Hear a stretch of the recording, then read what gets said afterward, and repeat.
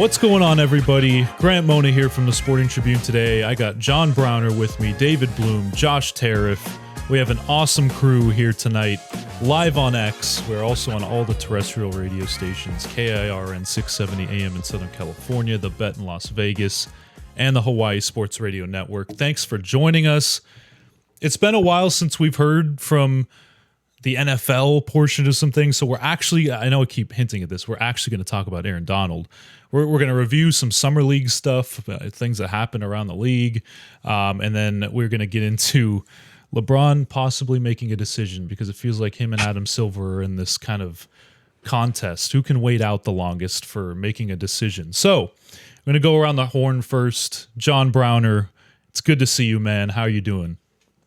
I'm good, baby. How are you? What's cooking? I'm trying to find my way to see the Odyssey at some point, because I figure it's going to take LeBron James that long to sign. So I need to see what the road is like that he's going on right now for timing-wise, so I can kind of know when to be prepared for it, man. But how's it going with you guys? Doing well, doing well. David, how you doing? I love the Clippers gear. And the new backdrop. Look at this, everyone. Yeah, I've got the whole setup. You know, I rocked the Angels hat for a few shows, and then they started losing.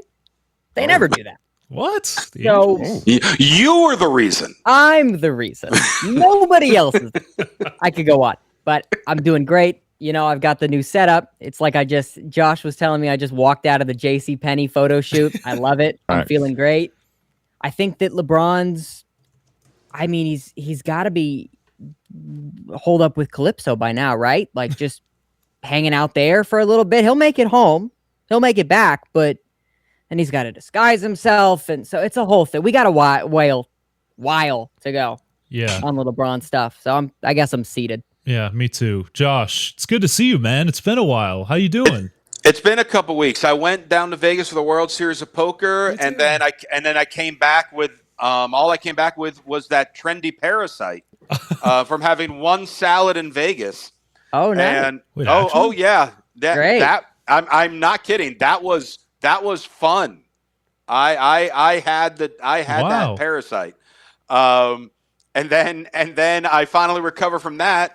And then I wake up barely able to open an eye because I got like a sty suddenly inside my eye. I'm just getting all beat up left and right. Wow. Got beat up on the poker tables. Got beat up by the food. Got beat up by something in my eye. But it all still happened and finished before LeBron made a decision. And right now I'm literally trying to look maybe on something like Kalshi to try to figure out what's going to happen first. A resolution in the aspiration case, LeBron make a decision, or GTA 6 comes out. You know what? It may push into November. We may get Avengers Doomsday before we get a LeBron decision or an aspiration decision. All right, you know, while we're on the topic, let's just discuss this first. We'll talk about LeBron first. Oh, of course, we got to talk about LeBron first. You know what? This is what my honest opinion is, guys. I don't think anyone knows anything about what's going on, about where he wants to go. Nobody knows, because there's this faction of people in reporting that we just keep bouncing off of. Oh, well, this guy said the Miami Heat are the front runners. Well, the Warriors are out of it on this end. And then this reporter says, well, not just yet. Hold on a minute. Draymond was hanging out with him. They were laughing at their phones. And then you have another, Philly, he loves Tyrese Maxey. And then, Cleveland, he was spotted at a bar in Akron. Nobody knows. Nobody knows. And I hate that we keep trying to report on things because it's like, big update from this reporter. It's like Philly, Miami, Cleveland. Didn't you just say that last week? Nobody knows about this. John, should we care this much about where LeBron James goes at this point? It depends on where he goes, but most importantly, my answer is no, because wherever he goes, that doesn't become a championship team. And throughout this exercise we've done, I think this is our fourth time doing this exercise, wherever he has landed the previous 3 times, a championship has followed. I don't think that there's any place that he can go where he'll be the main reason they win a championship. And so this exercise now at this point kind of feels like, we've been working out the same muscle and we're just over it. We're over it. Like, we've done this workout. Let's move on. Let's do something else. Because all this talk about I think the only team that I would say absolutely not to at this point is Miami. Because they have no bench, they have no shooters, and he already ran a sour with Pat Riley and the Miami Heat organization. And that's been very public on how they went their separate ways. So it could be Cleveland because he wants to go back home. It could be the Sixers as the championship chase, or it could be the Warriors to put a cap on the end of an amazing career. Because to me, I think it's the Golden State Warriors. I think it's always been the Golden State Warriors. I think he's just taking his time because he's an attention whore. And this is part of being an attention whore, getting attention. So if it's not Golden State, I'll be surprised. If it is Cleveland, it'll be cool for like a day or two. And then everybody will go back to whatever they're doing because they're not a championship threat. If it's Philly, it'll be cool for about a week or so. And then the season starts. It'll be cool for another couple weeks. But they're not going to win a championship with that. And so to me, the hoopla over this is all for nothing unless it lands in two places, and that being Cleveland and Golden State. Josh, what do you think about this? Do you have are you leaning towards a team? Does it even matter? Like, even Minnesota was named as one of the teams, which I don't even see LeBron James in a Minnesota Timberwolves uniform at all. Too cold. No. Too cold. It's Cleveland's kind of cold though. It's pretty cold in Cleveland too. But no, I mean, I'm with John. It really does not matter at this point because realistically, all of these teams are good. They're all going to be playoff teams. But Does adding LeBron make any of those teams the championship favorite? Not necessarily. Now, I've been on board since we knew this was his last year on this contract that he was going back to Cleveland. And I still feel that would be the case. And then I feel based on the options, that's the one that has the best chance out of the four adding him. But I still don't put them over teams like, the Knicks with that. But more importantly, why is a 41, 42-year-old guy, as great as he is, as legendary as he is, why is he the reason that we can't get the schedule released? I mean, come on. Why is he the reason that Adam Silver, the guy who runs the league, is just like, oh, yeah, I know people want to see the Knicks and the Spurs and the Thunder and the Lakers and the Clippers and all the top draft picks and all these emerging teams want to see Halliburton back in Indiana, want to see Atlanta, want to see Detroit, if they can continue the success they had last season. We want all these things.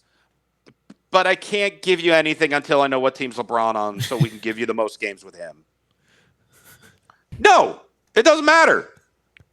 You set the schedule, you give everyone X amount of games, and guess what? Oh, if he picked a team that you only gave... Now they get 30.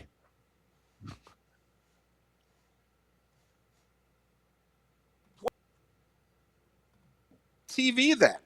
So the ratings for those will be even higher than if you oversaturated it and you waited and oh, now we're going to give you 25. Now we're going to give half your season be nationally televised. See, he's making Aaron Rodgers look like the most patient human being on the planet. This is where we'll split. Because I believe if he goes to Golden State, they're going to have 40 nationally televised games. Oh, yeah. If he goes back ridiculous. to Cleveland, you're getting about 20. If he goes to Miami, you're getting about 20. If he chooses a wild card team, you're getting about 15. If he chooses Golden State, it's going to be about 40. That's just what I feel. But why do we have to wait for him to make a decision to do that? Or we give all these teams, like the top teams, 20-ish games, and whichever one he goes to, hey, you got those 20-ish games. Because people think the schedule release matters like it's the NFL. Yeah, and it doesn't. The NBA thinks the schedule release matters. They only care about opening night and Christmas, I feel like. That's it. Yeah. That's it. It's whose return is when to what so city. Those 3 or 4 teams, those 3 or 4 teams that he's torn between.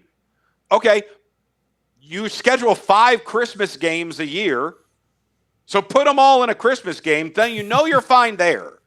Yeah. Okay. Other than that, just come out with the schedule. We don't. The fact that you went and publicly said we can't do anything until this guy signs. What? Wait, but what about James Harden signing? What about Jalen Duren signing? Who? Yeah. Exactly. Right. I want to go to the Jalen Duren homecoming game. I just need to make sure it fits in my schedule. Hey, I want the Jalen Duren return to the Detroit game on Christmas Day, right? No, I mean, of course it doesn't matter, but why are we giving all this special treatment to one player? Yeah, I get it. He's an all-star. He's a good player. He's a legendary player. I get all that. But we don't even know if it's his last season. Okay. Now, let me get David go, because David hasn't had a chance to get in. I can say what I have to say. David, go ahead. What are your thoughts on LeBron doing all this John, stuff? I'm going to say some similar stuff that you're going to say. Think about, this is not 2010. This is not 2014. All credit to LeBron, of course. And we knew what those looked like, too. It's not a shock that this is a crazy event, that this is taking so long. Mm-hmm. We're very used to LeBron making a big deal about where he's going. Mm-hmm. He loves this. But look at the Lakers since the bubble, right? Where are the rings? Where are here it is. It's injury. It's team didn't work out. It's trades. It's this. They even bring in Luka for nothing. And it's still, I got injured here, and LeBron's not playing here. And yes, okay, they got the one. LeBron got the one. He's got one everywhere he's went. But there has not been that Laker success that he was brought in for. It's been disappointment, trying different rosters, le GM, and now it's like, okay, Philly, too many cooks. Cleveland makes sense because it's emotional. In Miami, yeah, he was there and they're decent. He loves to play with Steph, and that would be fun to see, I guess. So Golden State. But it's like the NBA and Adam Silver, they've lost that hold on their power. They're powerless to aspiration and holding up with Kawhi Leonard. They're powerless to where LeBron's going to go. And as much as the schedule release, it is not the NFL. It doesn't really matter. No. Mm-hmm. But the point is that they're willing to hold off on something league-wide for a player. Or they're willing to keep everybody in the dark because they want to make sure this Kawhi stuff goes over smoothly. They don't have the hammer. They don't have the authority. They don't have the ability to say, all right, you know what, LeBron? You go where you're going to go. We're going to do our thing. And if you want to be a prima donna about this, you do you. It's, we have to make sure that LeBron goes here. And if he goes here, then we have to put them on Christmas and then move this. So his homecoming to LA is here and he plays. It's stupid. Because this is not a LeBron that's going to impact a team like a 2010 or 2014 LeBron. And so it's just sentimental at this point. Yeah, he'll make a team better, sure. He's one or two of the greatest players ever to do it, you decide. But this is so sentimental. That's why I think it's either Cleveland because it's his home, Miami because he was there, Golden State because he wants to play with Steph. It's just a heart thing. It's just a, hey, remember that one time LeBron was in a Warriors jersey? Oh my God, you have the LeBron Warriors jersey? Pull out the Jordan Wizards jersey too, even though he'll be better than a Jordan Wizards. I'll say that. Better be. He should be. It's the same kind of stuff that we're seeing this whole offseason. I mean, the offseason is going to go well past Avengers Doomsday. It's going to go well past the Christmas game. LeBron will probably sign when the final starts, and he'll just pop over. And then we'll probably have some sort of timeline for Kawhi, which will be good. I'm excited for that. Oh, you think so? Probably not. Best of luck. I'm just trying to be optimistic. John, the Lakers are a perfect fit for LeBron James. Yeah, you know what? At this point, right? You know what? The NBA schedule release, the NBA will tell you, we release our schedule so we can allow people to plan to purchase families to purchase tickets for games and blah, blah, blah, blah, blah. That would only work if the guys played in the games. So that doesn't work anymore. That is out the window. The only reason why I would say it's okay for LeBron to get this type of treatment is because he has been the face of the NBA and because he's been so great for the league and around from a public-facing persona.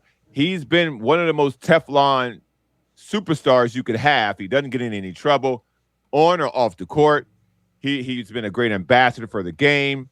He's spoken up in civil rights situations. He's been the face for business situations. He's done a lot for the NBA. And so to wait another couple days to release the schedule, I'm okay giving him this.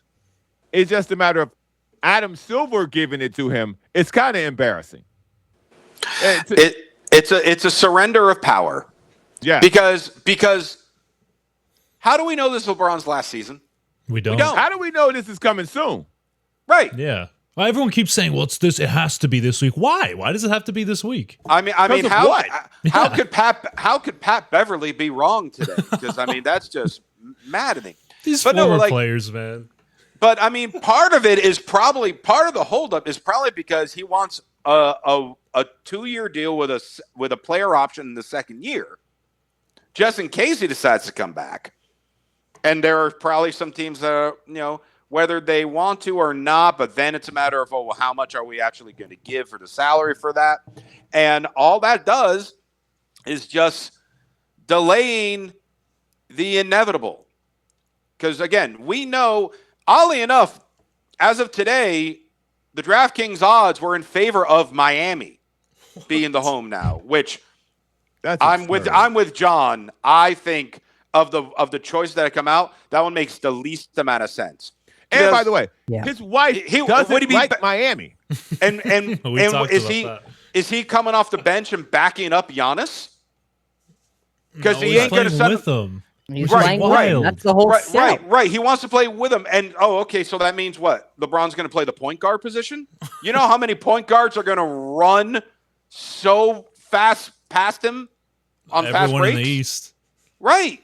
Like you expect LeBron to stop Cade Cunningham? God, listen, a Bam Giannis LeBron lineup is disaster. Atrocious. Utter disaster. Everyone's trying to, I've talked to Miami Heat. People are like, well, we have shooters, I promise you. And he was naming off people that you've never heard of. You think LeBron's going to go over there and play with those guys? Is Glenn Rice back? Like, Exactly. what shooters do they have? Just off Ronnie Pele Larson was a guy that was named. Oh, he shot close to 40%. What? I hear a lot about Larson. I hear a lot about him. Buddy, if you couldn't do it before, you ain't going to be able to do it now. Sorry. Because also, LeBron's not guarding nobody. If you notice recently, Giannis don't guard nobody either. So now Bam can't guard everybody. Cook. The Miami part of this is the reporting on the Miami. I don't believe those people. Anybody who says Miami, unless it happens, and I'm just flat out wrong, that makes the least basketball sense. It makes the least family sense. Which now he's saying his 12-year-old daughter is going to have a lot of say in where he goes. So now Miami makes absolutely no sense. For just to wind down your career, Miami's a great place to live as a retiree. Sure. But as a person with enough money to go anywhere and live anywhere and fly anywhere, I just don't think Miami is the team. That's why I take them out, and I would be blown away if it actually is Miami. I love how you mentioned like the 12-year-old daughter making a decision. If most 12-year-old daughters, that's what he said. I know. But if most 12-year-old daughters had the decision of, hey, what do you want to live close to? They're all going to answer with Disney. Disney World, Disneyland. Right, which means L.A., or Orlando. And we know Orlando ain't happening because he hates Orlando. And we know it ain't going to be the Lakers again. And we know it's not going to be the Clippers. Those doors are closed. All those doors are closed. Unless he's going to like Disney Paris and just going to the Euro League. Japanese Disney. Tokyo Disney would be great for him. Yeah. I just watched this unravel and I told you, whenever we are listening to reports from certain people, you know where that report came from. Like this idea that Kendrick Perkins knows. Come on, man. Like, bro, you have for a guy of his stature, he has no sources. Kendrick Perkins talks like we didn't see him play. Like he's the guy of he's got a ring. He's the guy of all the talking heads, man. He's the guy that he acts like we didn't see him play. You're talking about NBA voter Kendrick Perkins, by the way, who votes on our awards. Cool. I'm just trying to bring. I don't know how that happened. Because the idea, if you're gonna tell me, on a team that won a championship with Rondo, Ray Allen, Paul Pierce, Kevin Garnett, you gonna tell me, oh, he's got a championship He damn well better. he damn well better. Put our name in any one of that at the end of that sentence. We all sitting here talking about we know where LeBron going on ESPN, bro. It's comical. Patrick Beverley, same thing. Comical, bro. You ran yourself out of the league because you were throwing basketballs at fans. Like, what are we talking about? So let's leave the reporting to the reporters, man. Or Rich Paul go do a podcast and tell Max Kellerman. Like, some of these people who have these reports, man, I just find them to be laughable on their face. Like, somebody's gonna be right. And people eat it up. That's the thing that it just frustrates me. It's like, why do we need to post this? Miami's at the top of LeBron's list. All I have to see is per and the name, and I know, all right, I'm out. Right. Bro, like, and by the way, here's some inside cooking. Here's some inside cooking. There's no reason to it either. Miami's at the top of LeBron's list with no backstory, no context. Yeah, I bet. Because I say so. Because trust me. I don't know if people understand this about ESPN. So let me explain how ESPN works, right? Shams is not the person who's getting the information. ESPN has a bunch of people that work on their basketball beat. Bobby Marks. Mm-hmm. You are required to give him the information, and he breaks it first, and then you're allowed to write about it. The same thing happened with Woj. These guys they have everybody's information, but per your ESPN contract as an NBA beat writer, unless you're Malika Andrews, that's the only other person who can announce something that's not Shams when it's breaking NBA news. That is it. So this idea that he knows all, he sees all, that's false. ESPN does. And so you're forced as a employee of ESPN to give him the information for him to then put it out. So whoever gave him the, Miami's the front runner, buddy, stop listening to them. Also, I think I've talked about this many times. Whenever there's a signing, it's just so funny to me. You'll see like the deal was made by so and so of this agency. Correct. Correct. Yeah. I'm just like, bro, that they forced him to put that in there. That's how this works. Like they contact the agent says, we're getting this deal done. These are the terms. But in order for me to give you this info, you're going to have to spruce up our player. Like, Marvin Bagley signed. It was done by these two agents. He is a solid front court depth piece for a contending team. It's like, no, he's not. Get the fuck out of here. They're looking for another center because they don't believe in Marvin Bagley. So, God. It's like I was chomping at the bit to see which agent got this deal done. I was waiting. Please. So excited to know who did the Marvin Bagley deal. Exactly. Oh boy. You would think if all these agents know stuff and ESPN gets a leg ahead in all these things, that their own staff would know that they don't get fired in the middle of a broadcast. So that's a whole different story. That's a post-show topic right there. A post-show topic. Okay. We're gonna end. That's a great way to transition into the break into the segment 2. You're welcome. We'll be right back. That's a commercial right there. We'll be right back on the Sporting Tribune today with more on that stuff.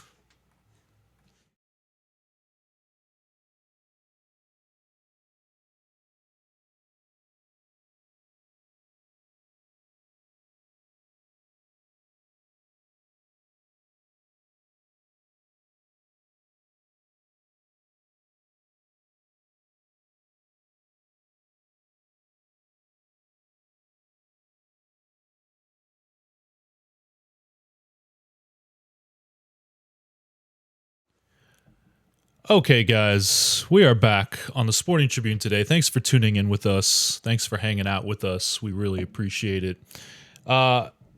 In segment 1, it was all LeBron, but we also had some of the younger players because it's a younger generation here in the NBA that's leading everything. And the Warriors, we were just talking about the Warriors.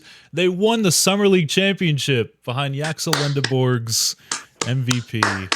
He looked really, really good. John, correct me if I'm wrong, but you were really in on Yaxel to the Warriors. Absolutely. I was as well. I thought it was a perfect fit. I love his play style.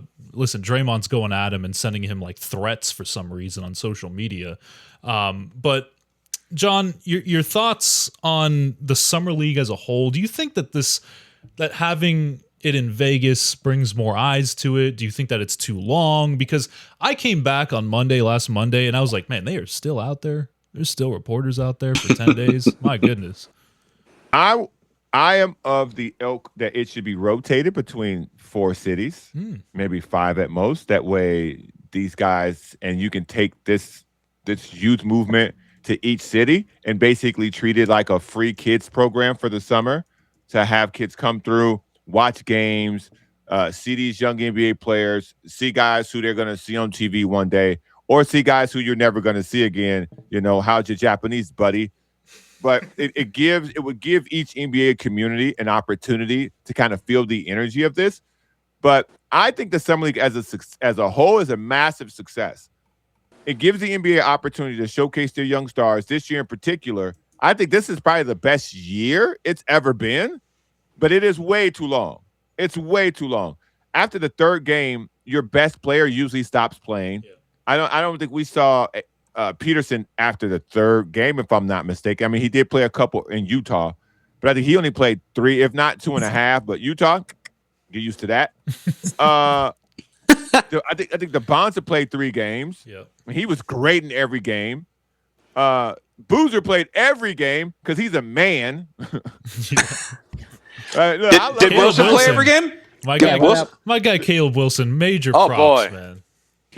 And Caleb Wilson, he's who, really by nice. the way, at the end of this, looks like the best of the 4. And I know yes, he does. Yeah, that sounds crazy to say because the Bonsa looked unbelievable, and Boozer looked exactly like we thought he would.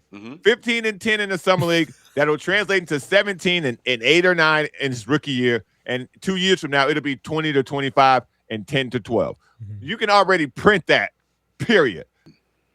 We knew we were going to get what we got from Peterson. You look good one game, you look bad one game, and then we never see you again. So, again, Utah. Reliable. Enjoy. But Caleb Wilson stole the show, man. He really stole the show. I didn't expect it because, again, I didn't really know what to expect because he was injured at the end of the year, and so we really didn't get a chance to see him. Now, as a Bulls fan, I'm glad we didn't. I'm literally glad we didn't because he definitely would have gone 3rd, maybe even 2nd. Because this guy looks like the best of the bunch. I think Yaxelberg winning shows you kind of what he was immediately. He was the most ready to play, the most right now, the most experienced, and he showed that, and he led the Warriors to a Summer League championship. So some guys got exposed. We won't say who in particular. No, we could say who. This is what this conversation's about. Aday Mara, absolutely exposed. Yes. Sorry, but not. I was wrong, buddy. Can't play. Not right now. Already? Nope. Listen, not right now. He wasn't doing sidestep 3s though, John. We have to see that in the NBA. Step back on that sidestep 3. That ain't cooking like you thought it would, huh? No. Whatever you paid that trainer, I hope you kept the receipt, buddy. I hope you kept the receipt because he had you working on some shots that's gonna get you again. How's your Japanese, buddy? I got to get that video again. David, what are your thoughts on Vegas Summer League? Do you think it was beneficial? Do you think it's growing? I think it is. Well, it could also be due to like the draft class, but I think it's trending in the right direction. Yeah, this was, as a fan, the first time since Blake Griffin, really, that I felt super interested, maybe Shea, interested in watching Summer League. It's great. It's the same vibe to me as spring training in baseball. Maybe not as close to the regular season, but if you've ever watched a spring training game and you get like 6 innings deep and you turn on the TV and you're like, who are any of these people on my screen right now? That's like the 4th or 5th Summer League game towards the end, and it's fun, right? You see so many different storylines. You get to see these semi-NBA, semi-unprofessional development storylines of all these rookies, and this is a deep draft class with a lot of standouts and a lot of people who, sure, Mara, who are showing who they are. You know, if someone tells you who they are, shows you who they are, trust them, believe them. It's fun. I mean, yes, could it be more like spring training where they have it across the country? One side is in Arizona and the other side's in Florida, and they bounce around the main parts of the state. Sure, they could do that, but I think that until the NBA brings a franchise to Las Vegas, this is the best way that they've always had this exposure. And they have some games in Northern California. I know they used to do some in Orlando, but it's just growing the game. And the more few months ago was at the Thomas and Mack. I was going to a different event there, and plastered all over the walls are murals and portraits of all the players that have come in through Summer League. It's become an institution. It's a big deal to go back and look at someone's Summer League highlights. Look who's been here. Look who's played in this, weird looking jersey that is the type is all small and bunched up because they had to print so many. It's a big deal. It's fun. It's our dose of NBA while we still have to wait for all the other weird things and the other shoes to drop. So I think that the only thing that they could do is figure out where else to put it when the NBA gets a franchise in Vegas. But Thomas and Mack has hosted them graciously. They're not moving it over to T-Mobile. It's what it is. And you get your standouts. We get to sit here game one after Keaton Wagler plays and go, yeah, they should have drafted anybody else. And then few games down the line, and as we get to it, not to spoil anything, but I'm gonna have a little bit of a different tune about Keaton Wagler.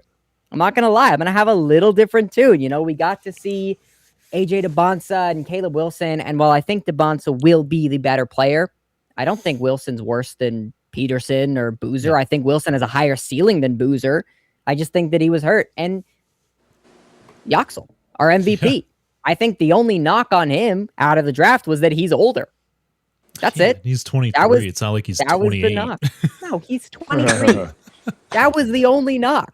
So if that's it, and he was a star in college, a champion in college, with the head coach, with 3 guys drafted in the lottery, and the head coach going on to coach in the NBA, I think you're going to be all right. Yeah. Josh, do you like the Vegas Summer League? Because obviously, I love Vegas. I'm all in for Vegas Summer League. But do you think that do you think it should be all around the country? Or you think it should just stay in Vegas?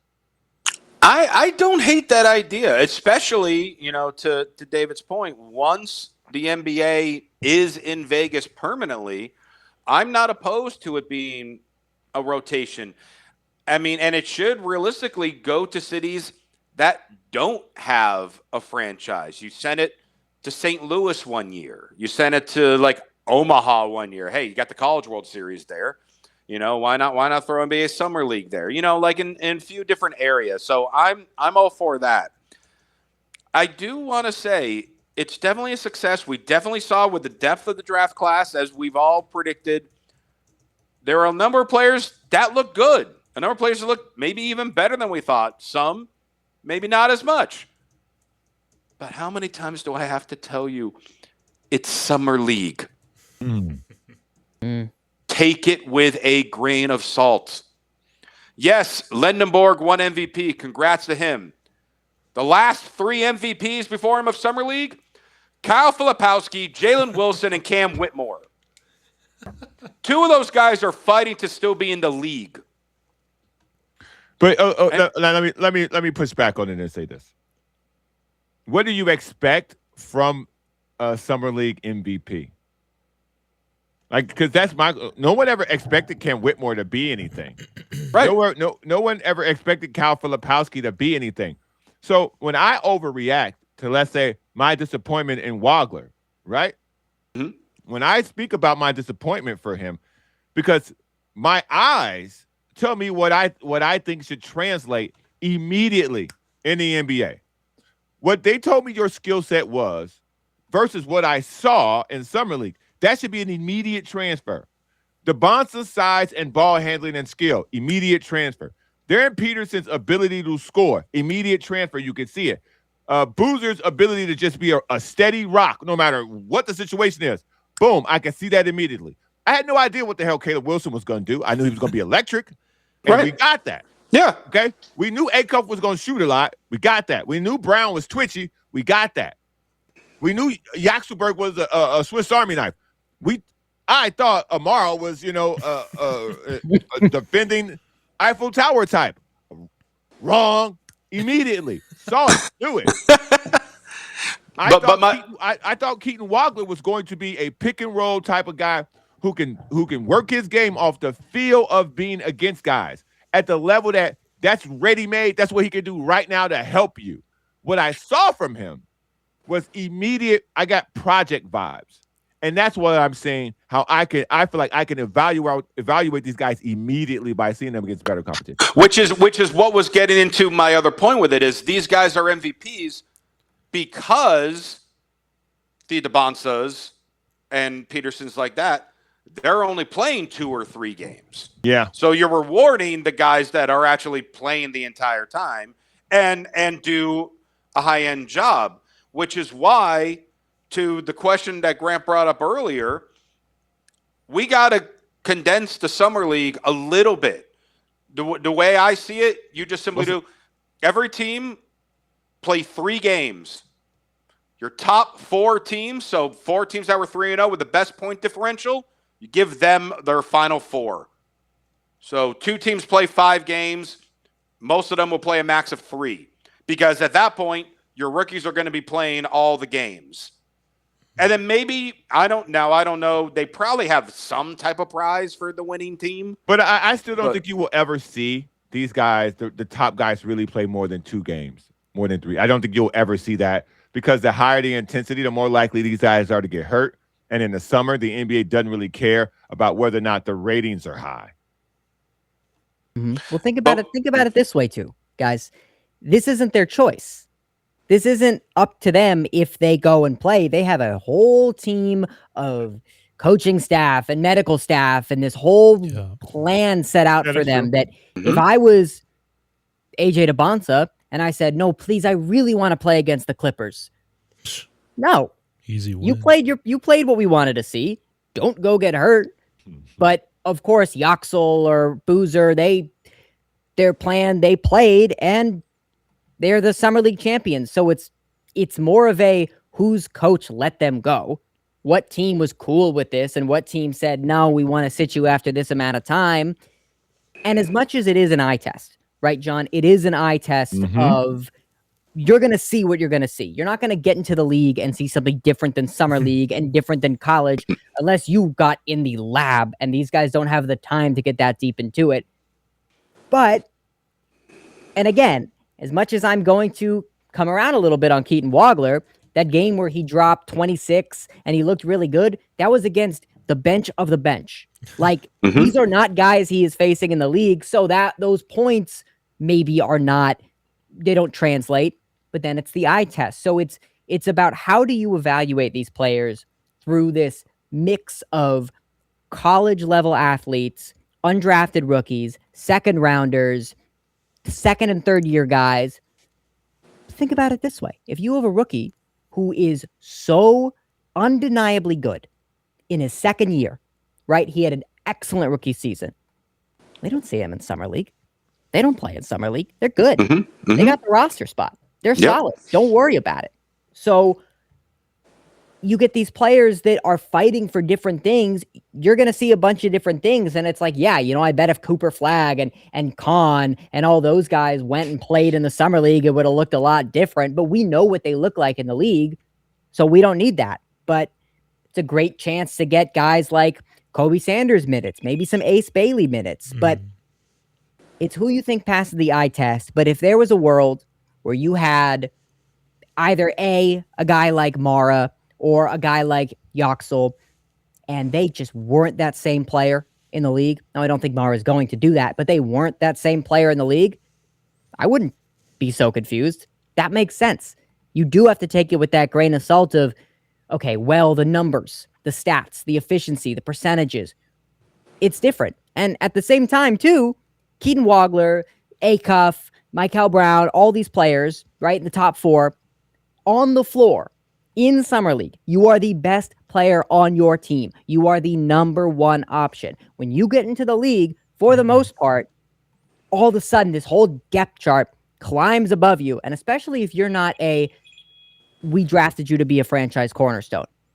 This depth chart jumps on you. And now, in a time where you were getting a lot of minutes, all of a sudden, well, we got to play this guy and this guy and this guy, and we don't trust you here, and we got to put this leash and put the reins.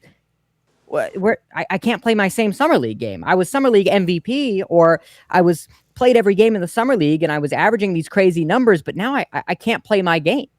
So it's, how do you know, even through the eye test, that will translate when there's so much more than just how you play associated with what you do in the league?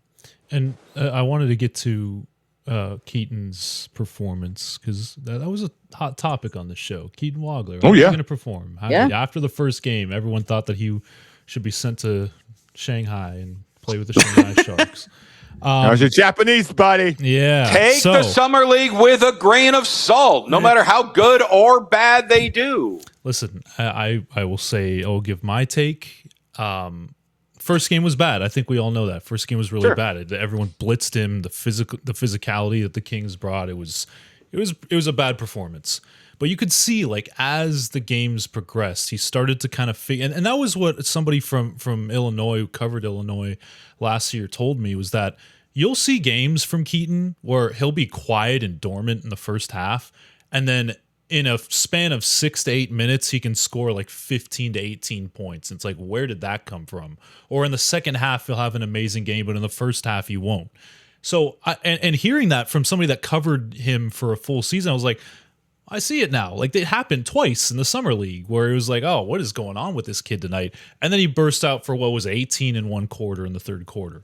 So I just think he learned a little bit about how he can use himself on the offensive end and kind of snake some of those pick and rolls, find his shot. They played him off ball a little bit more. They didn't have him on ball. Now, he did have the ball in his hands, but they started him off ball a lot and then kind of ran some stuff downhill to get him some space. So, listen, I think he got better as it went on. Obviously, he's going to have to grow a lot. His physicality, like we've talked about, his physical attributes are going to have to grow. He's going to have to get into that NBA lab and get stronger and obviously be able to sustain a lot of the contact throughout the course of an 82-game season. But I just feel like his shooting was there. Like, yeah, he struggled in his first two, but when you see him go on a heater, like his shooting is what carries him, man. And he can score the ball when he gets into that zone.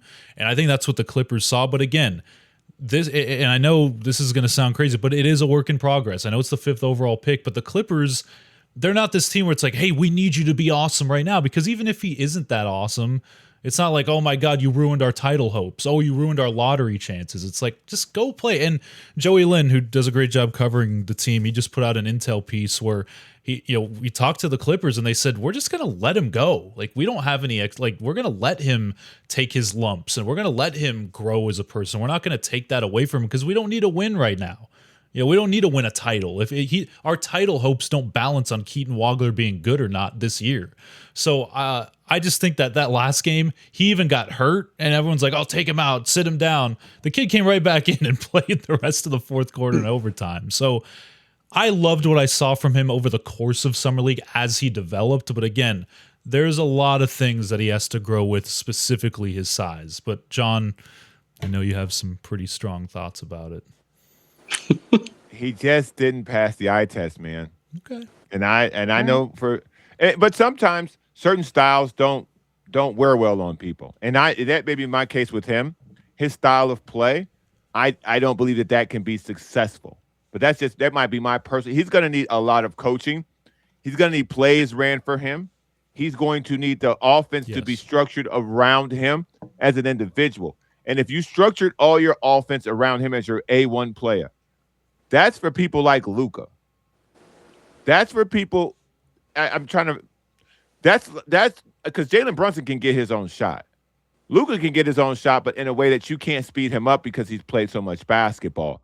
Like those are the type of molds of people who I watch play the way he plays, and I think, okay, that works because I can see it. He just didn't pass the eye test for me, man. And I watched 2.5 of the games. I watched 2.5 of the games, and I wasn't impressed, man. And I'm taking the first game out. I'll take the first game out. I didn't see something that makes him the 5th pick. I just didn't. I really like that you brought up, in the comparison of, hey, are they drawing up all these plays for him like they would with Luka and stuff? Because the reality is They're not. And this is, again, part of the thing that I have with Summer League. Let them do their thing, but when they're actually in the league with their real roster, how are they going to properly develop? Now, he has good things going for him. He looked like you were saying, Grant, they were running plays with him off the ball, trying to be coachable. It's nice when you have a former NBA guard as your head coach and you play guard. Those certainly help things. He is going to be coming in to the roster as potentially like the third option. Because Garland's going to be ahead of him, Ingram's going to be ahead of him, and you can make an argument that Matherin's going to be ahead of him. Mm-hmm. So, obviously in Summer League, he was option 1 because you're the 5th pick. We want to see how you do. So, guys like Davante and Peterson, who are going to be going to their teams with a lot of potential of, hey, we don't care that we got Trae Young. AJ, you could very well become our guy. Correct. That's not, but the Clippers, to their credit, they knew going in, we weren't picking the best player because that was our whole debate. Best player, best fit. They went with the fit. So now we got a few games under our belt against some guys. A couple of them will be on rosters, and some of them are going to be in G League, and some of them won't be there at all. But now that you got that little taste, now can we coach you and develop you and make you that third or fourth option and be consistent. And as you said, Grant, it will be a work in progress. They're not trying to expect it overnight. And I think that's great because that relieves pressure off him. So that can help develop. Is he going to be averaging 21 points in the NBA? No. Hell no. Could he average 14 to 15? I think it's possible. Rookie year? No, not rookie I think. year. No. I'm not saying. But I'm saying 14 to 15 once he gets a stride going. Rookie year, he's going to be. Yeah, rookie year, he'll be 10 or 11. Sure. David, we got a minute left. All right. Until we get to the post show, guys, stick around for the post show. Post show will be great. Here it is. I think, John, you hit on a very good point that the eye test is inherently personal. What you see in a player is different for what I see, for what Josh sees, what Grant sees, what Ty Lue sees, what L. Frank sees. It's different. I think that Wagler was able to adjust. Yes, he needs to get bigger. Yes, he needs to handle the strength of the NBA. And when he gets, double teamed, he freaks out and turns the ball over. He needs to learn that. But from game 1, even game 2, to game 5 or game 4 for him, he was able to take what he learned, use what he was good at, and become a dynamic player that could change speeds. Sure, he doesn't have the top speed of the guys drafted behind him, but his slow down, his footwork, his steps, and his shooting ability, if he keeps a steady shot in the NBA, I believe that there is more for him than what we say. Good, David. That's a good way to end the terrestrial radio segment. In the post show, make sure you stick around for the post show. We got some good stuff coming. Grant Mona, John Browner, David Bloom, Josh Tariff. We'll see you after the break. Thank you on terrestrial radio.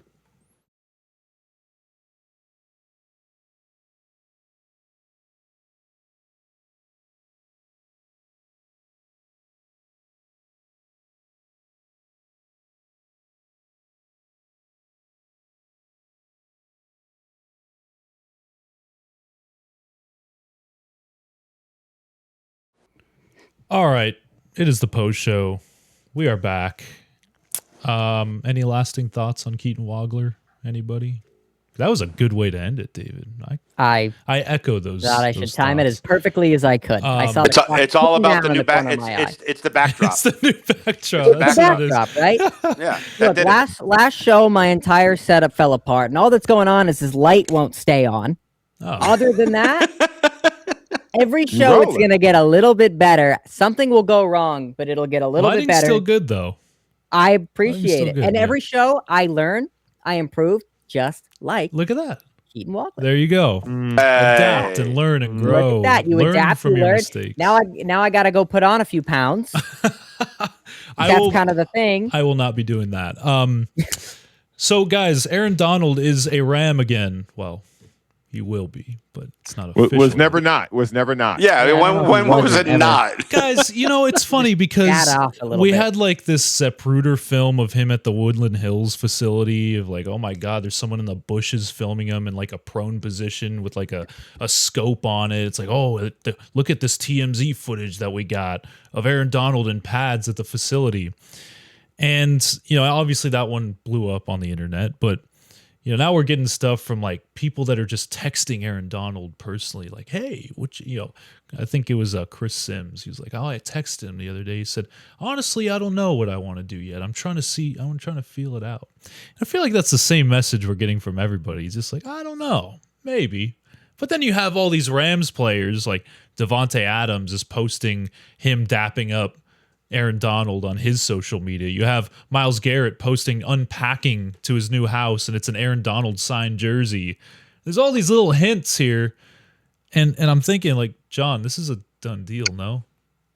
Listen, the Rams are going to be very classy about this. They're going to let him take his time and come back and play whenever he's ready. This will be no training camp for him. This will be zero training camp. There'll be zero pass. This will all be cardio work. This will all be weight room work, which he already, he cooking in the weight room before he even thought about playing. He was napping on the couch. So I think this is a 100% full go unless he gets injured ramping up in these workouts. I think this is going to be one of the greatest things from a defensive perspective we've ever seen. I'm predicting greatest show on turf, but from the defensive perspective, I have very high hopes for this. I really do. This is what I love. And this is why I was hoping LeBron lands in Golden State. I love the story. I love the larger than life action that sports can give you. The community that this can gather around. The A1 must-see product that the Rams now become makes this must-see television. Period. More Monday night games, more Sunday night games, more Thursday night games, more holiday games, whatever the case may be. Get back in the lab, redo the schedule. Okay? Because apparently, you can do that, Adam Silver. I think that this is the best thing cooking in the NFL offseason. This allows us not to talk about no cowboy stories, even though you get fired after you do one, apparently. Yeah. This allows us to... When you compliment them, no less. That's what I'm saying. We just know not to do that. So right, guys? The idea that this is happening is awesome to me. This is absolutely awesome. Josh, it's happening, right? He's back. Oh, he's been back for like 2 months. Like, of course, it's absolutely happening. And again, he might not suit up for opening week. Right. He will play when he's ready and when they want him to come in. And to echo John's point, the greatest show on turf on the defensive side. When Myles Garrett got traded, I said on this show that the Rams defense has become the greatest fantasy football defense in history. Where like it is worth drafting a defense in like the 7th round. Because they're going to average nearly like 15 points a game on the defensive side. Where last year, I think the league leader in fantasy was around 11. Well, they're going to blow that up. Right. They're absolutely going to blow us up because, again, they're going to stifle the run between Myles Garrett and whether Aaron Donald or whoever else, because you got a great defense. Oh, you want to try to throw the ball? Okay, we got 2 top-tier guys in the secondary that will pick it off.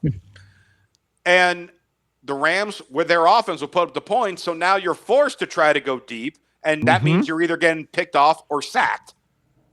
And it's going to be nonstop for them.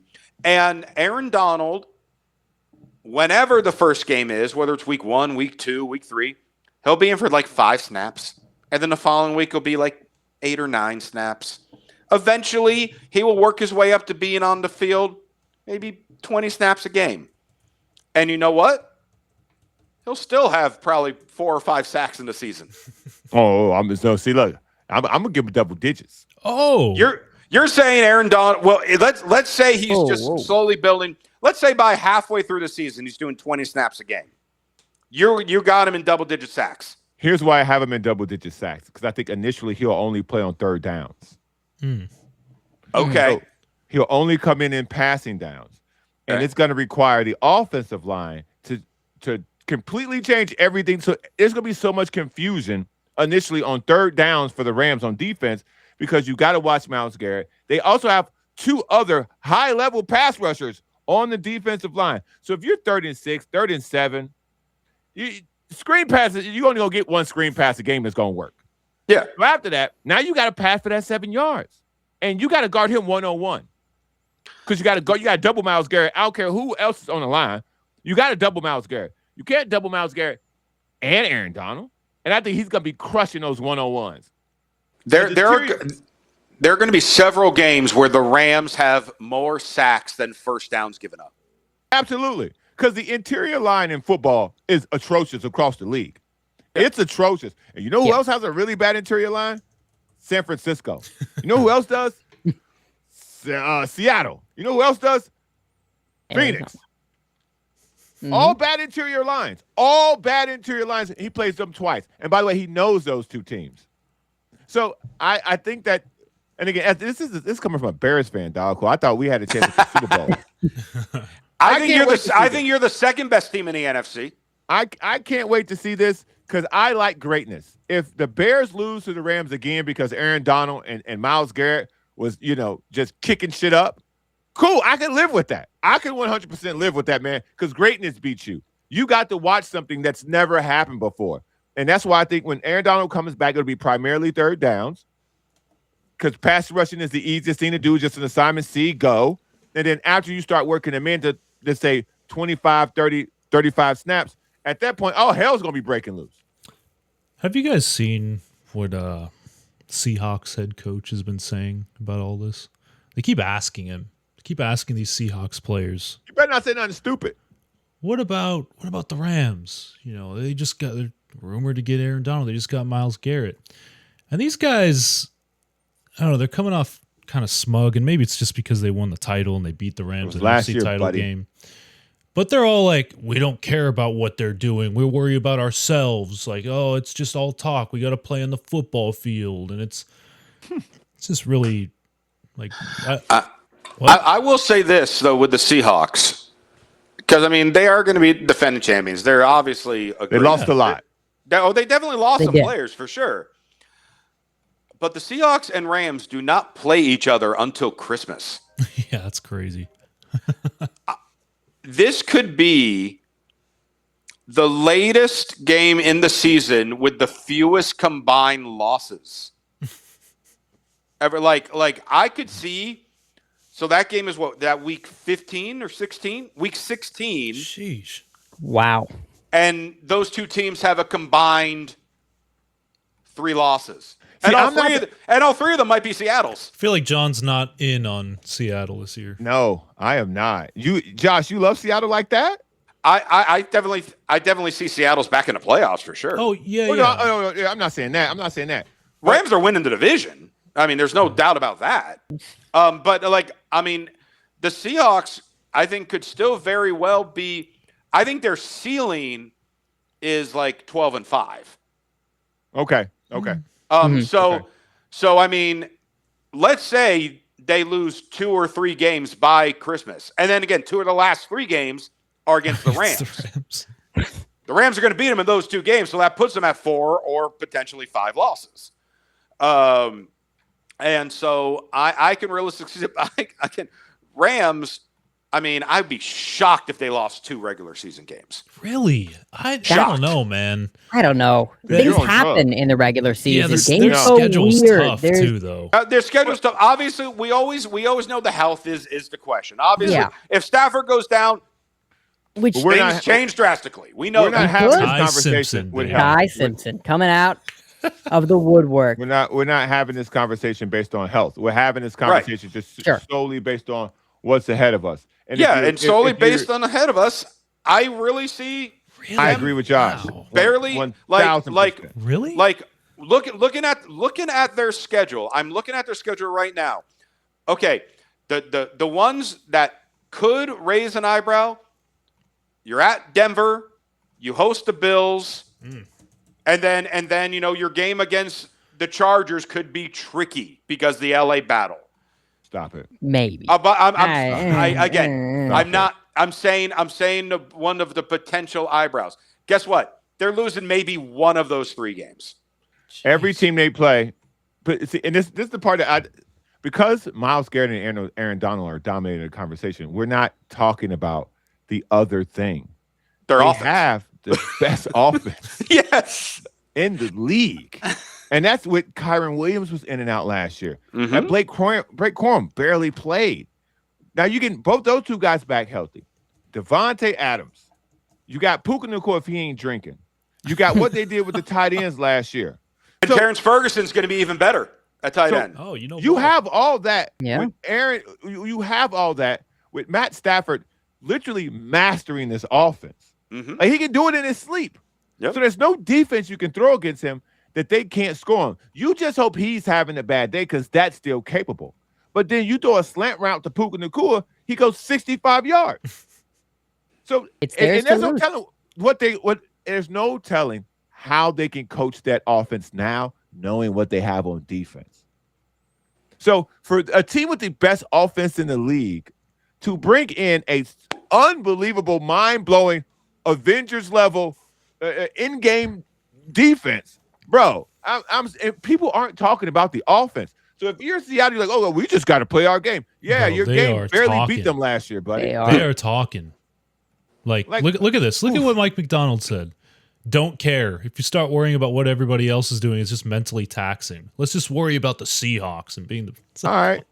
That only works if the other teams aren't adding Aaron Donald and Myles Garrett to their defensive line. That doesn't work here. That helps when you're ability to say that. You can't say such a political quote. Which he has to. He kind of has to. It's like we don't have to say anything. We just beat the NFC title. What's he gonna say? Like, yeah, I'm actually really worried because that would be the 2 greatest defensive players. Yes, as a leader of a football team, he can't be saying that.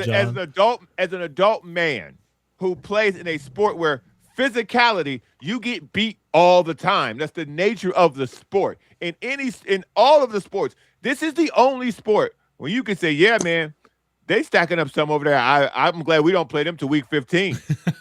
And everybody would be like, yeah. Because that's the truth. It's a man-on-man sport. And if you get your ass kicked, you get your ass kicked. And it's okay to say, yo, what they cooking over there, man. Listen, I don't want none of that. I don't want none of that until I have to have it. And people would respect that. The Seahawks last season gave up the fewest points per game on defense. Their opponents averaged 13 points a game. That tells me that the Rams are going to average their opponents having single digits. 8 or 9. Right. Like the Rams defense is going to be giving up 8.5 points a game. And score 30. Any gambling site under. And my thing about the Seahawks is they act like they absolutely whooped the Rams in every matchup they played them. These are all like 1-score games, and you can make the case. I hate to sound like a whining Rams fan, but you can make the case that the one where the 2-point conversion went off someone's helmet, and Zach Charbonnet was doing the referee a solid and just picked up the football, and everyone championed him as a hero because he picked up the football in the end zone. That is the reason why they got the number 1 seed and got home field advantage in the playoffs. Always pick the ball up. So it's not like they clobbered. Like Matthew Stafford absolutely torched your team, Mike Macdonald. Mm-hmm. He absolutely torched you. He didn't throw any picks. Defense. He didn't have any turnovers. On your good defense that you're not worried about the Rams about, he torched you. The only reason the Seahawks beat the Rams, and again, I sound like a whining Rams fan, but it's true, is because they had 0 secondary. They had one of the worst secondaries in the NFL. And now what did they do? What did they do, Mike? Coach? They addressed the weakest part of their team. And you know what else they did upon that? One of the best parts of their defense, they added another All-Pro, a Hall of Famer, and they might add another one.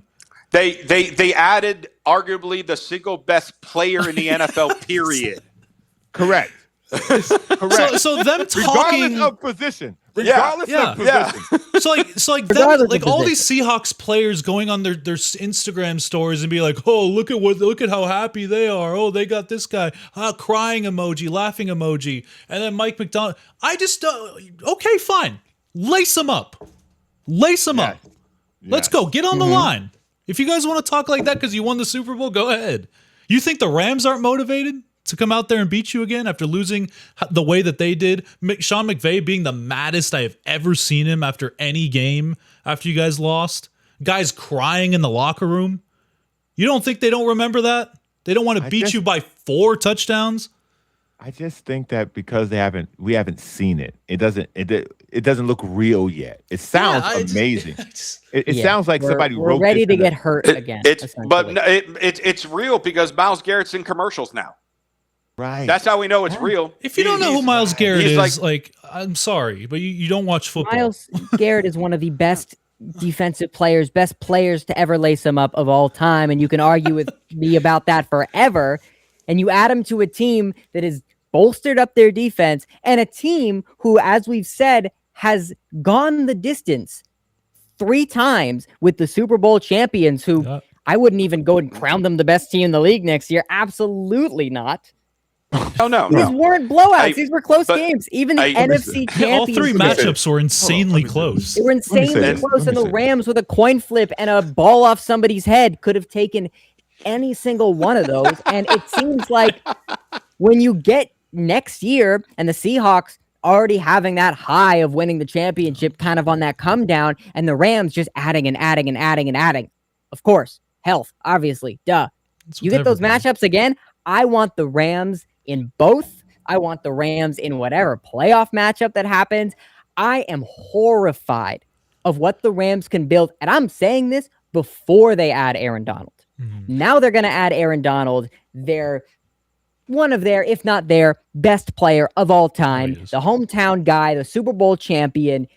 You put him next to Myles Garrett. You put him McDuffie and all these different pieces and Turner. And then you go to the offense and you have these veterans. They have this youth.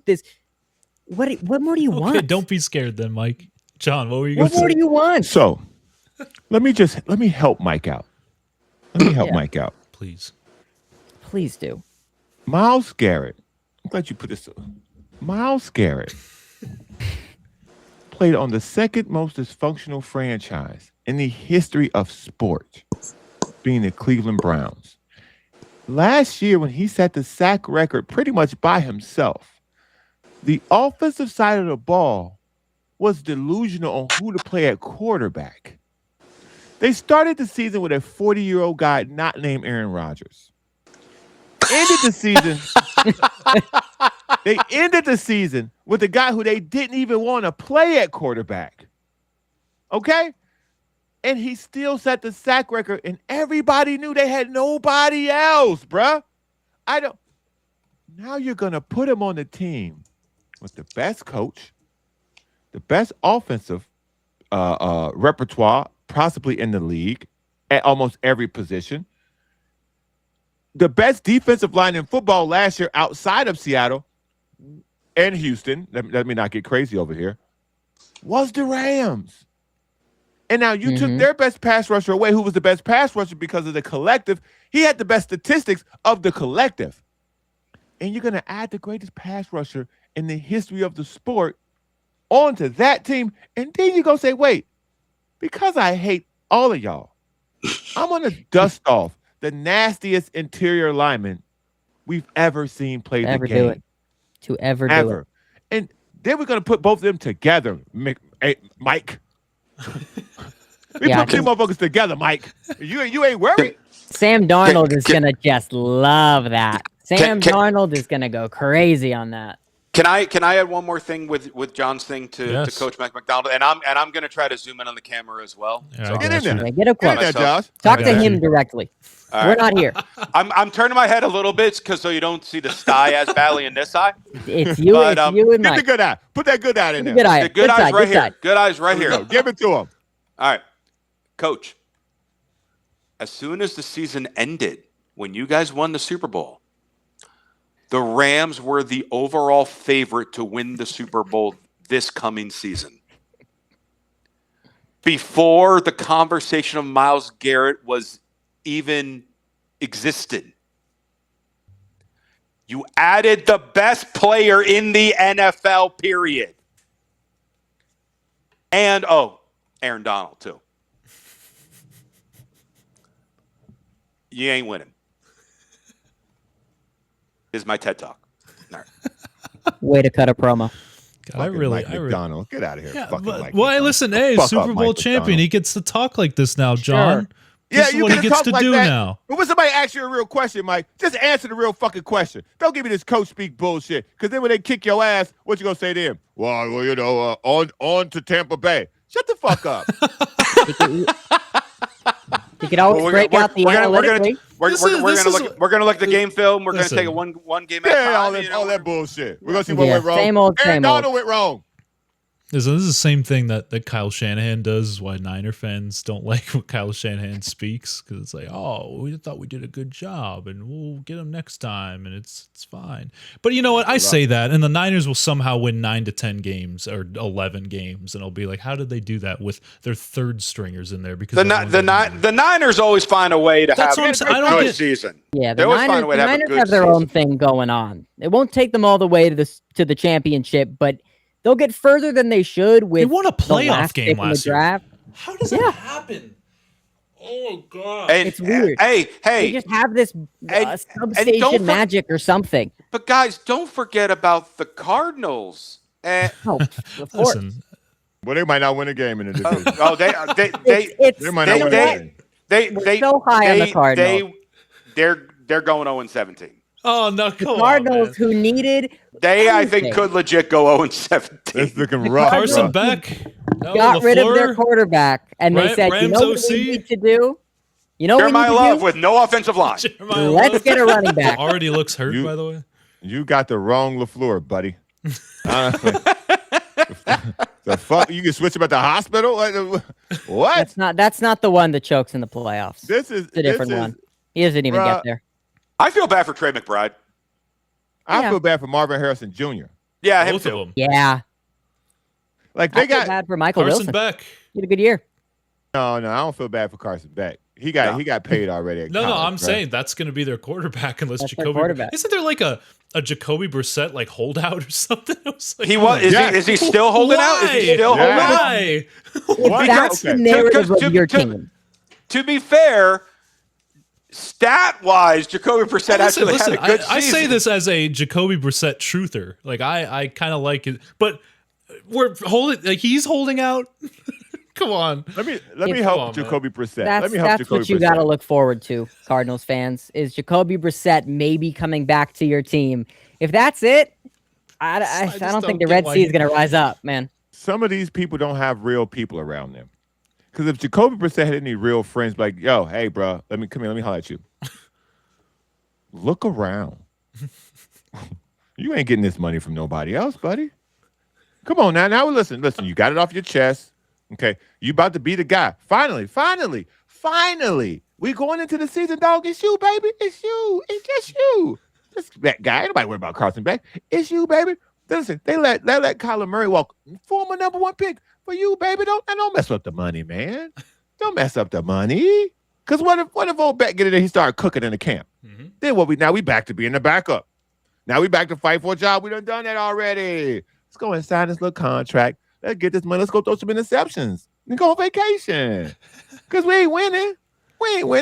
We got weapons. It's going to look good until we play the Rams. It's going to look good. And that's all that matters, baby. That's all that matters. We last in the division, but it looked good. That's all that matters. So go ahead and sign that check, man, before we go ahead and lose our job. I don't get this, man. I never thought in my life that I would see a Jacoby Brissett. Like, if it was Lamar, I'd be like, okay, go get your money, man. But, like, Jacoby Brissett on the Cardinals. It's not even a playoff team. It's like, oh, if he was holding out with the Texans or something. That won't pay you, by the way. If you fuck around with the Bidwell family. The Cardinals aren't even going to pay you. Right. Hey, you know how I always find fun random stats. Yes. So, this past season, Jacoby Brissett, he had in his first 12 starts with a franchise, in this case being the Cardinals, He joined Kurt Warner and Peyton Manning as the only quarterbacks to have 200-plus yards and 2+ touchdowns in their first 12 starts with a franchise. He was 1-11. Oh, God. The stat that matters. Yeah. God. Take the money, dog. Take the money. So navigating a contract dispute for a 2-year, $12.5 million contract. Just take the money, dog. Get your Please. money and go do your thing. Jacoby Brissett is the best bridge quarterback in the NFL. Sure, listen, I'm not denying he wants to be a top starting quarterback. Please take the money, dog. Please take the money. Please. Just go. They're have trying to fun lose on purpose. Glendale, Arizona. Just go do your little thing. Don't worry about. Look, it's a great gig. You don't have to worry about the playoffs. You don't have to worry about press expectations. Nobody's gonna be on NFL Live ever. You can just hang out in beautiful Maricopa County and just you won't get fired after a little segment. Cardinals games. So easy. Just take the money. Dog. Just take the money, please. All right, fellas. Awesome conversations tonight. We're gonna end the live stream here. Are we fired after this segment? No, we're all staying Rock's on. gonna email us all. Well, then I think someone's trying to fire me live right now. Oh, wait, hold on. I'm getting. I'm supposed to leave the set now. Yeah. Oh, we got a producer in our ear telling us. We all have producers in our ears. I'm told I just got to walk off now. What do you mean I got to log off? Oh, I got to walk off. Apparently, you guys have to do the last segment without me. I'm being told something I've been. They didn't like. They didn't like. I spent time on a Jacoby Brissett stat. So guys, they just fired us midway, so we got to get out of here. All right, see you, fellas. Take care. Later.